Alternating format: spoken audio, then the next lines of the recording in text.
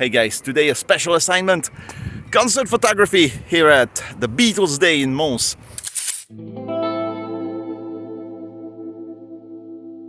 I've been doing concert photography for ages now. Some of my pictures were even on display at the Beatles Day here in Mons. Let's put this myth to the rest. You don't need a very expensive camera to do concert photography. At least not anymore. Back in the early 2000s, most cameras were not capable of handling high ISOs, but nowadays, most cameras are good up to 6400, which is more than what you need. I mean, this camera is 10 years old and it's still working perfectly fine. And obviously, if you plan on using film, well, just get yourself a high ISO film and you'll be good to go. Something you may need is a good lens. If you're still using your kit lens, well, maybe that's not good enough. But wait, before you go online and spend a huge amount of money on a professional lens, these are the lenses I use. They date back from the film camera era. This is the 24 to 85 2.8 and this 70 to 210 f4 constant aperture. Yes, you won't get all the bells and whistles from modern lenses, but they were much cheaper and they were just fine. Okay, now you have the camera, you get the lens. Let's talk about the venue. One does not simply go to a concert with a camera saying, "Hey, I'm a photographer, let me in." Doesn't work like this. Most concert venues prohibit the use of a camera, so you'll need to make it official. Here's what you gotta do. You're gonna ask local bands, local concert venue, if you can take pictures. Then you will upload your best work onto your social media. And when it's time to ask for a celebrity or a bigger venue, you can show your social media and say, "Hey, this is what I'm able to do. Can I take pictures?" And usually it works. Contrary to popular belief, you don't need a celebrity band to take good photos. Look at them. Underture. They're a cover band. And look at that, they give you all they got. And the pictures turns out to be awesome. Now that you have everything you need, let's talk about how to take the picture. If you blindly follow what your camera says or use automatic mode, this is what you'll end up with. You see, your camera is calibrated to expose this 18% grayscale. The concert is far from it. Look, the black background. The camera thinks, well, everything is too dark, let's brighten it up. And this is what you end up with, an overexposed image, and especially blurry because the camera lowered the shutter speed. So yeah, that's not good. What you want to do is to use spot metering on your camera.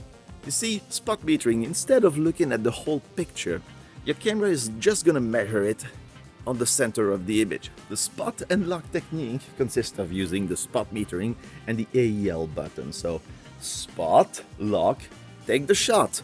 Spot, lock, take the shot. I should put that on a t-shirt.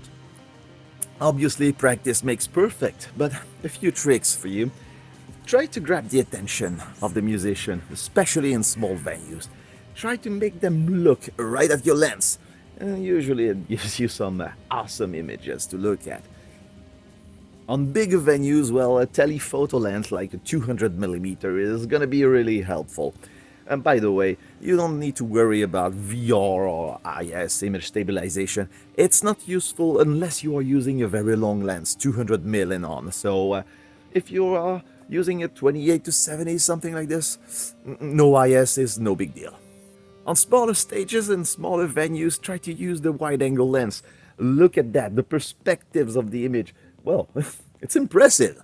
Another thing to notice for concert photography, this is the equivalent of this. They don't work well together, at least in my opinion. Back in the day, lots of photographers used flash for concert photography, but nowadays it's a big no-no, especially because when I began concert photography, I was still a teenager. It was the early 2000s, and there were maybe 2 or 3 photographers only.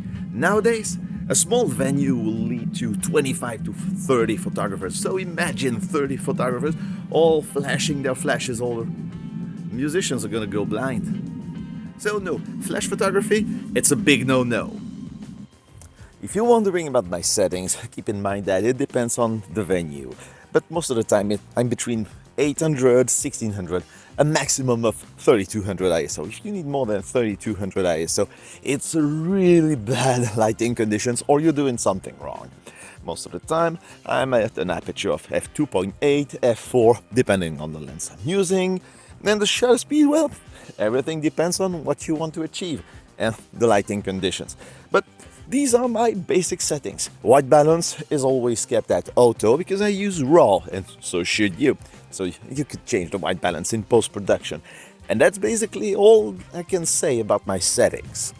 And that's all I've got for you today. I hope you learned something about concert photography. I hope you enjoyed it. And if you have any questions or recommendations, if you do it and want to share your knowledge about it, leave a like, a comment down below, and we can talk about it.